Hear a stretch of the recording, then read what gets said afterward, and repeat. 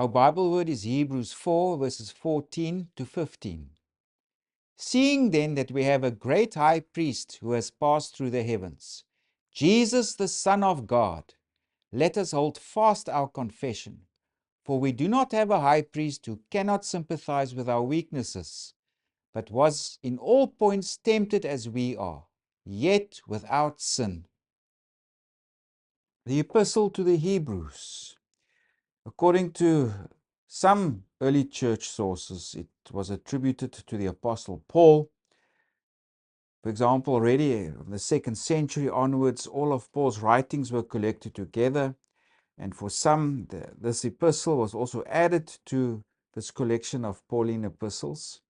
But others in the early church also said they don't know who wrote this epistle. And for example, the early church father Origen, he said, but as to who actually wrote the epistle, God knows the truth of the matter.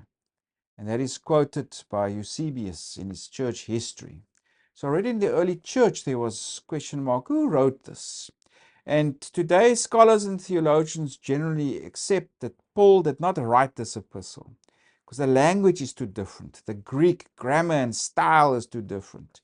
Also the theology is quite different if you compare it to Paul's epistles. So who wrote this? God knows who wrote this epistle. And also where he wrote it, for whom, we also do not know because there's no real clues in the text. Maybe to people or Christians in Rome, because there's this reference to Rome towards the end of the epistle, etc. But exactly who wrote it and to where, which Christians this was aimed, we do not know. But what we can know is that it was aimed at Jewish Christians. And maybe it was written before the temple was destroyed, around 65 AD or so, because the author also writes as if the temple is still standing, the sacrificial system of the temple still operating, but it could also have been written quite after this, or after this time, or after the temple was destroyed. So it was aimed at the Jewish Christian audience. And what we do know is that they were being persecuted, they were being harassed. And there are different phases that you can recognize in the epistle what this community has gone through. And the earliest phase is where they were persecuted, they were harassed, their property was plundered. But at this time they remained faithful, not just to their Christian faith, but also to each other. And this we can go read in chapter 10, verses 32 to 34. If you go there, the author writes, "But recall the former days in which after you were illuminated, you endured a great struggle with sufferings, partly while you were made a spectacle, both by reproaches and tribulations, and partly while you become companions of those who were so treated. For you had compassion on me in my chains, and joyfully accepted the plundering of your goods, knowing that you have a better and enduring possession for yourselves in heaven." So yeah, the author writes to this earlier time period. He himself was in prison. They came to visit him also. And these Christians, their property was plundered. The city officials, whoever, turned a blind eye, and they were people around in the community. They were targets of abuse. And now, a little while later, this kind of harassment has continued, and it's difficult. And some started getting tired, and they started withdrawing from coming to Christian fellowship. And we can also read this in chapter 10, verses 24 and 25, where the author writes there, "Let us consider one another." And in verse 25, "Not forsaking the assembling of ourselves together, as is the manner of some, but exhorting one another." So he says here, some are holding back, some are staying away from the Christian assemblies, and also some, they are still in prison, and it's becoming a burden to look after those in prison. Also in chapter 13, verses 3, the author writes about the present situation of believers. He says there, "Remember the prisoners as if chained with them, those who are mistreated, since you yourselves are in the body also." So even at the time of writing, there were those imprisoned. So it was a difficult situation. Yeah, people are losing their faith. They are withdrawing. There are those in prison. The community is still being harassed on a continual basis. So now our author writes this epistle. It's actually more like a sermon. It's actually more like a homily. He's giving them encouragement. If you go right to the end of the epistle,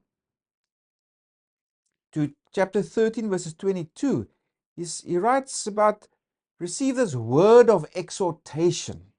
So this is to encourage them so that they don't withdraw from the faith, etc. So now he also addresses them. He says, now again I must instruct you. You've become like children. Now we must teach you again all the first principles. If you go to chapter 5, verses 12, from verses 12.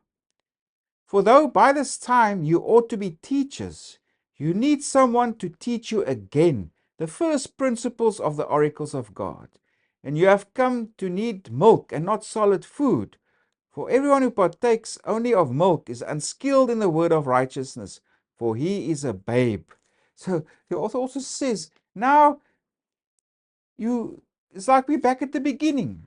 You are withdrawing and you're losing your commitment to Christ. Now we must start from the beginning and teach you again. So that was a difficult situation. And also in chapter 11, for example, our author encourages these Christians. Remember the examples of the Old Testament. The patriarchs, those other figures he refers to, how they remained faithful to God, how they endured, even though they did not receive the promise of rest that God has given to his people. So generally, this is a word of exhortation to Christians. Remain faithful. And the author also writes to convince these Christians Christ is superior to what they've known before. Do not go back to the Judaism that you knew. That is past now. The time of the new covenant has come. Christ is superior in several ways.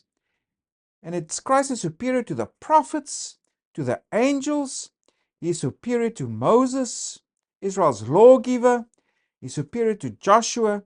And Christ is also superior to the Aaronic priesthood and the whole Levitical sacrificial system. That was where people made or brought their sacrifices of atonement. That's where their sins were also removed through the priests who helped them with the sacrifices in the temple. But Christ is superior to this. Christ brought his once for all sacrifice. If we go read also in chapter 10, verses 10. By that will we have been sanctified through the offering of the body of Jesus Christ once for all. In other words, Jesus, he made the sacrifice. So the work is done. No more sacrifices needs to be made. That's why Jesus is superior to this priesthood that operated in the temple. Also very important in the book of Hebrews is that it emphasizes the role of Jesus as the high priest. He replaces the old high priest. Jesus is now the mediator between God and the people. He is the one who offered himself. He brought his own body as a sacrifice of atonement. And because of that, he has become the high priest. Also the one who is seated at God's right hand and who intercedes on behalf of God's people. So that's quite important. Jesus is superior to what these Jewish Christians have known before. And he is the high priest. He's now enthroned in heaven. He's seated at God's right hand, who now intercedes on behalf of God's people. So Hebrews, from chapter 4, verses 14 to chapter 10, verses 18, that's where our author explains the high priesthood of Jesus. And our textual unit now specifically is chapter 4, verses 14 to 16. That is Christ's high priesthood, an encouragement to his people. Just before our present textual unit, the author encourages these Christians to remain faithful, obtain the rest that God has promised for his people. And now, combined with that exhortation, there's also this positive encouragement. You can do this because you have Jesus as high priest now in heaven. Now, so let's go specifically to verses 14. Seeing then that we have a great high priest who has passed through the heavens, Jesus the Son of God, let us hold fast our confession. So we can hold fast to our confession. We have this Jesus who has passed through all the heavens. Now, in the Old Testament, the heavens was also often referred to in the plural. Around this time, or just before the time of early Christianity, there was also many apocalyptic type writings, and some could refer to 3 heavens or 7 heavens or even more. But the idea is here is that Jesus went through all the heavens, doesn't matter how many they are, and he's reached God, the throne. He's transcendent. So the emphasis here is on Jesus' transcendence. If we go to verses 15, for we do not have a high priest who cannot sympathize with our weaknesses, but was in all points tempted as we are, yet without sin. So here's a combination of Jesus' absolute transcendence. Now, he's referred to as the great high priest, but also it does not negate his humanity. Jesus was a human being. We can still say he's still a human being who's now been raised from the dead. And let's go back to what the author also writes in chapter 2, verses 17. Well, let's go first to verse 14. Inasmuch then as the children have partaken of flesh and blood, he himself, that's Jesus, likewise shared in the same, that through death he might destroy him who had the power of death. And also in verse 17, therefore in all things he had to be made like his brethren, that he might be a merciful and faithful high priest in things pertaining to God. Then let's go on to verse 18. It says, for in that he himself has suffered, being tempted, he is able to aid those who are tempted. So already earlier on, the author writes, Jesus was a human being. He was like his brethren. He suffered, but he was also tempted. So he knows exactly what we are going through. So let's come back now to our textual unit. If you go read verse 14 again, or 15, for we do not have a high priest who cannot sympathize with our weaknesses. Why? Because Jesus was human like us. He knows exactly what we are going through in our suffering, etc. So, for we do not have a high priest who cannot sympathize with our weaknesses, but was in all points tempted as we are. But now comes the important difference, yet without sin. So Jesus was suffered like us, he was tempted like us, but he remained without sin. Because we have this high priest, Jesus in heaven, who can sympathize with us, who knows what we are going through, also that he has been exalted. Now he is transcendent. He is seated at the right hand of God. And he's our mediator, our intercessor now as a high priest. That's why we can come to him for help. Let us therefore come boldly to the throne of grace, that we may obtain mercy and find grace to help in time of need. Because we can find this grace, we can find this help, because Jesus, the high priest, the one who's passed through all the heavens, who also was human like us, who understands our plight, he is there to help us.